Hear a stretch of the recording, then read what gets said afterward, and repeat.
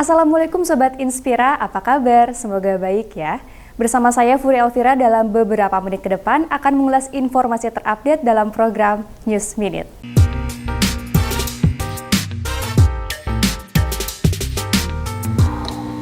Ketua Komisi Pemilihan Umum Republik Indonesia atau KPU RI meninjau kesiapan logistik surat dan kotak suara untuk pemilihan umum 14 Februari mendatang.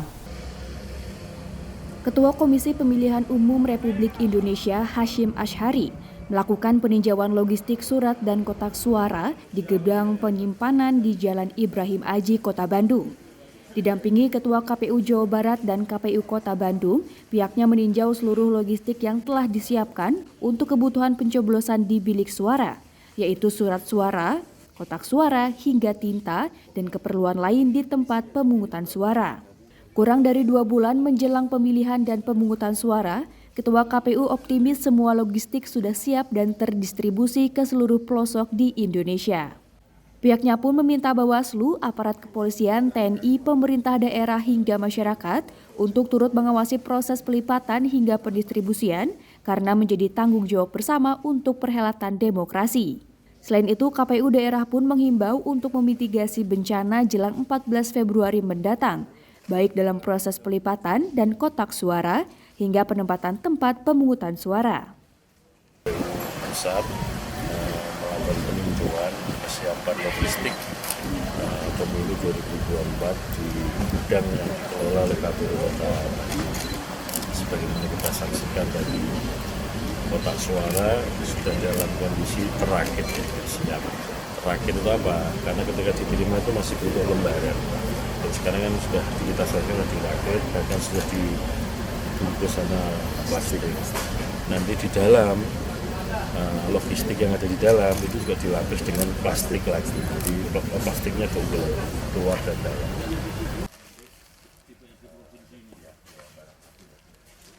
Pada kesempatan yang sama, Ketua KPU Kota Bandung, Wenti Frihadianti, mengatakan pihaknya telah menerima semua pendistribusian logistik pemilu 2024 dari KPU RI, seperti bilik suara, kotak suara, surat-surat, tinta, segel, dan lainnya. Sudah terdistribusikan ya di dalam KPU RI dan sendiri, bukan termasuk kayak suara, kotak suara ya, terus bahkan termasuk surat-surat juga sudah terdistribusikan dan rencana untuk tahun depan memang kita mau ada suatu pemangkasan, itu aja sih. Seperti kita tahu, jumlah bilik suara untuk Kota Bandung sebanyak 29.696, kotak suara 37.180, dan segel sebanyak 713.190, serta TPS total berjumlah 7.424. Dari Kota Bandung, Jawa Barat, Tim Liputan Inspira TV melaporkan. Berbeda dengan Kota Bandung, Kabupaten Karawang baru menerima logistik dari pusat pada Rabu kemarin. Lebih dari 1.800.000 surat suara tiba di Kabupaten Karawang. Dengan pengawalan ketat aparat kepolisian, logistik pemilu berupa surat suara calon presiden dan wakil presiden tiba di gudang logistik KPU Kabupaten Karawang, Jawa Barat. Surat suara yang diterima pihak KPU Karawang sebanyak 1.818.071 lembar surat suara. Selain itu, KPU Karawang juga telah menerima surat suara DPD dengan jumlah yang sama, yakni 1.818.071 lembar surat suara. Kini, KPU juga tengah menunggu logistik lain yakni surat suara DPR RI dan DPRD Provinsi. Jika semua surat suara sudah diterima, KPU akan secepatnya melakukan penyortiran dan pelipatan surat suara. Untuk tahapan selanjutnya, karena kami masih juga menunggu pengiriman 2 surat suara lagi, baru setelah itu kita sudah melakukan kerjasama dengan pihak ketiga kaitan sorlib. Nanti setelah surat suara semuanya sampai di gudang KPU, baru kita melakukan sorlib. Penerimaan logistik di gudang KPU Karawang itu disaksikan oleh Badan Pengawas Pemilu dan Polres Karawang. Dari Karawang, Jawa Barat, Husna Bahreisi melaporkan. Kita beralih ke informasi selanjutnya. Update gempa Sumedang, ratusan korban kini masih berada di tempat pengungsian. Untuk memberi kekuatan dan semangat, Rumah Amal Salman ITB memberi bantuan psikososial dan trauma healing pada ratusan anak-anak korban gempa. Musibah gempa bumi yang melanda kawasan Sumedang, Jawa Barat memaksa warga untuk mengungsi ke tempat yang lebih aman. Seperti yang terlihat, ratusan anak-anak korban gempa di kawasan Jatihurip, Kabupaten Sumedang ini berjubel menempati tenda-tenda pengungsian. Untuk meringankan beban mental anak-anak, Rumah Amal Salman ITB menggelar trauma healing dan aneka permainan yang menggembirakan. Bantuan psikososial ini diyakini berperan penting untuk memberikan semangat dan kenyamanan bagi anak-anak. Selain itu, Rumah Amal Salman memberikan aneka mainan seperti mobil-mobilan dan lain-lain. Ya, harapannya dengan kita mengintervensi dalam hal psikososial ini kepada anak-anak, harapan kita anak-anak bisa hilang traumanya dan juga bisa kembali happy, kemudian juga bisa kembali pulih gitu ya, tidak yang takut lagi kalau ada petir, kalau ada suara-suara yang menggelegar, karena gempa ini membuat mereka rentan takut untuk ada suara-suara yang menggelegar karena dampak gempa yang terjadi. Seperti diberitakan sebelumnya, musibah gempa yang melanda Sumedang menyebabkan ribuan rumah warga rusak dan ratusan kepala keluarga mengungsi. Rencananya, posko bencana Rumah Amal Salman didirikan hingga 7 Januari mendatang, sesuai SOP tanggap bencana Pemkab Sumedang. Dari Sumedang, Jawa Barat, Bobi Roska melaporkan. Dari gempa Sumedang, kita beralih pada kasus korupsi di Purwakarta. Mantan Bupati Purwakarta, Ane Ratna Mustika bersama sejumlah pejabat di Kabupaten Purwakarta dihadirkan sebagai saksi dalam kasus korupsi belanja tak terduga atau BTT. Anggaran tersebut diberikan untuk karyawan PHK saat pandemi COVID-19 tahun 2020. Sidang berlangsung di Pengadilan Tipikor Bandung. Mantan Bupati Purwakarta Ane Ratna Mustika beserta mantan Sekda Purwakarta Ius Permana, Kabak Hukum Dani, Bendahara Dinsos Purwakarta Arif Rahman, serta Direktur Perumda BPR Dedeh Kurniasi dihadirkan sebagai saksi dalam kasus korupsi belanja tak terduga atau BTT di Pengadilan Tipikor Bandung. Para saksi ini dihadirkan terkait kasus korupsi belanja tak terduga atau BTT untuk karyawan PHK saat pandemi COVID-19 tahun 2020. Atas 3 terdakwa yaitu ex-Kadisnaker Purwakarta Tito Firma Hidayat, Asep Surya mantan Kadinsos Purwakarta, dan Agus Gunawan Ketua Federasi Serikat Pekerja Seluruh Indonesia atau KSPS Purwakarta. Jaksa dan pengacara terdakwa mencecar menanyakan alur pemberian bantuan tersebut. Kasus ini berawal saat permohonan dari SPSI yang memohon kepada Pemda memberikan bantuan kepada yang terkena PHK. Namun, dana tersebut terjadi penyelewengan. Saya dengan Kepala KPAPD, hari ini Sekda dan anggota yaitu Kepala BKD mempertanyakan apakah bisa diberikan bantuan kepada karyawan. Ternyata bisa mengacu kepada Mendagri, Instruksi Mendagri nomor 1 tahun 2020 kaitan dengan pencegahan, penyebaran dan percepatan penanganan COVID-19.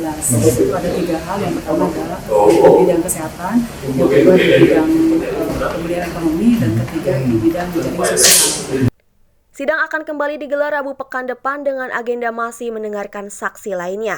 Dari Kota Bandung, tim Inspira TV melaporkan. Berita hari ini ditutup dengan bisnis boga di Amerika Serikat, di mana bisnis tersebut harus memperhatikan berbagai aturan terkait pengelolaan sisa makanan dan limbah.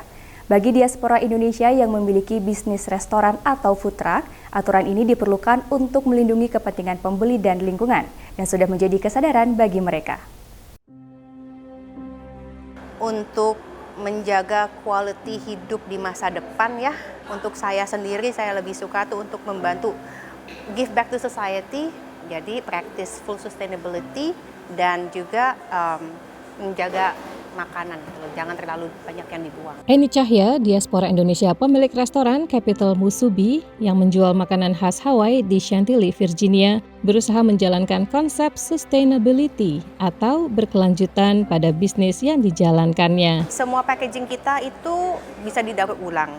Dan semua kayak kaleng yang kita semua itu semuanya aluminium, jadi bisa didaur ulang juga. Dan untuk makanan tuh kita zero waste, nggak ada yang kebuang. Jadi kita tuh practice just in time inventory, maksudnya tuh semua makanan yang datang harus fresh, kita proses, tahan untuk sehari 2 hari, sudah itu sehari habis. Berdasarkan data historis, Capital Musubi memprediksi kebutuhan bahan agar tak berlebih dan terbuang menjadi sampah karena sudah tidak segar. Konsep yang sama juga diterapkan Ivar Setiawan di Motier, restoran Prancis miliknya di Clifton, Virginia. Untuk makanan yang berlebihan, bagusnya kita berorganisasi lumayan bagus di dapur, jadi tidak pernah terlalu banyak terbuang, selalu terjual atau kita makan untuk antara kita sebelum waktunya sudah lewat untuk ekspirasi makanan. Ivar juga meminimalkan pemakaian plastik dan memakai kertas yang dapat didaur ulang. Kontainer daur ulang juga dipakai di Artarini Indonesian Restaurant yang menyajikan makanan Indonesia otentik dan halal. Artarini, pemilik restoran yang berlokasi di Kensington, Maryland, juga menyediakan tempat sampah berbeda untuk sampah daur ulang dan sampah dapur, serta wadah penampung minyak kotor. Jadi kita tinggal buang di box-box itu aja gitu. Nah kalau oil itu kita kumpulin sendiri di jerigen. Restoran yang mulai beroperasi Agustus tahun ini memiliki grease trap, alat pada pipa saluran air yang membantu mengalirkan dan mencegah minyak bekas masuk ke sistem pembuangan kota. Arta mengaku semua aturan ini memang tak mudah, apalagi karena 2 karyawan keturunan Hispanik dan 3 karyawan Indonesia di restorannya seringkali masih membawa berbagai kebiasaan dari negara asalnya. Tapi kita mesti lihatnya sisi baiknya, emang ini bagus gitu dan buat aman buat kita semua. Cuman kadang-kadang kan karyawan kita kan ada yang belum paham gitu kan. Nah, jadi akhirnya kita yang harus ngasih tahu berkali-kali. Sementara bagi food truck Bliman Kitchen milik Agung Putra, sistem pembuangan sampah agak berbeda dari restoran, yaitu dibuang ke tempat pembuangan sampah umum yang ada di setiap wilayah tanpa dipungut bayaran. Atau di commercial kitchen kita, karena kita punya commercial kitchen yang kita kontrak monthly.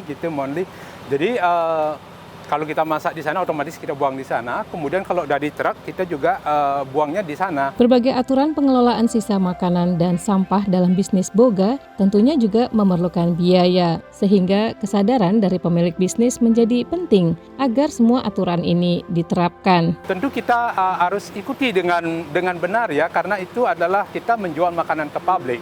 Dari Washington DC, Lea Johannes, Nia Iman Santoso, VOA.